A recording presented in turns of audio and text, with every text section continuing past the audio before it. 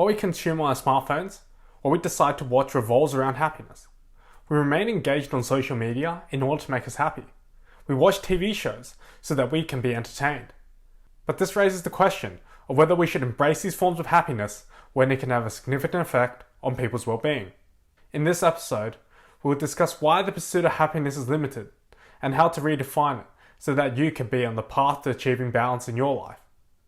Academic research carried out by social psychologist Iris Moss et al. Had undertaken a study assessing whether participants that valued happiness were reported to have high levels of life satisfaction.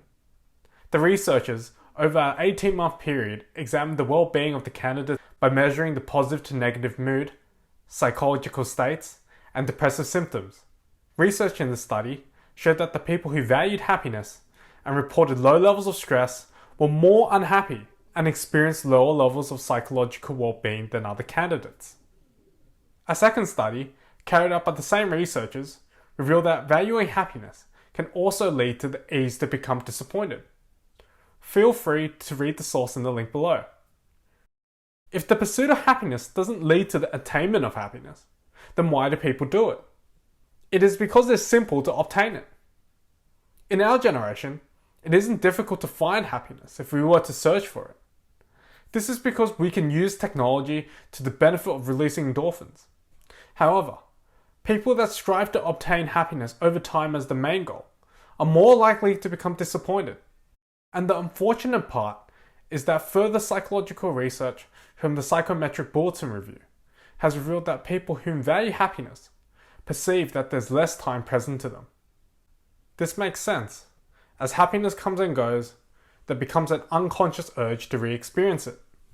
So if happiness is not the key to actually being happy over time, then what is? Let's go into what the renowned psychologists have said about happiness. Martin Seligman, who was a founder of the field of positive psychology, states that the term of happiness consists of three distinct elements: of the pleasant, good, and meaningful life. The pleasant life, just as it sounds, is obtained by appreciating day-to-day pleasures such as cherishing your interactions with other people and undertaking the activities that you can enjoy. On the other hand, the good life is where you're able to utilize your strengths and virtues that when used in your work, interests, and relationships, that you're able to enrich your life. And finally, if you're able to utilize your skills for the greater good of society, that results to living a meaningful life. I reckon that Seligman has hit a nail on the head here, as his perspective of happiness goes beyond the perspective of the release of endorphins. The way people perceive happiness by living the pleasant, good, and meaningful life can be redefined so that people are able to further their life's purpose.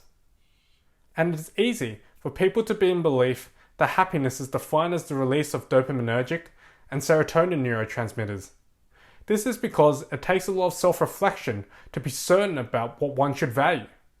If people were to apply Seligman's view of happiness towards their everyday life, they will pursue the activities that are in alignment with their values and strengths.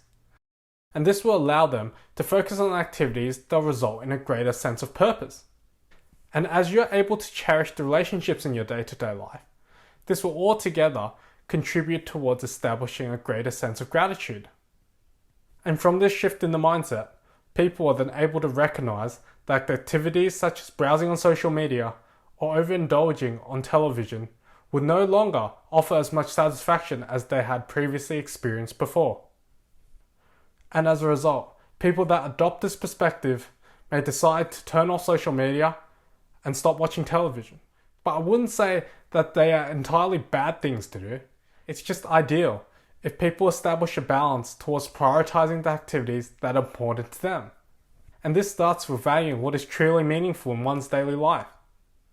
I hope you enjoyed this episode, and let me know in the comments below if you think that happiness should be thoroughly redefined. I'll be uploading weekly episodes, so subscribe if you'd like to see contents like this, and see you in the next one.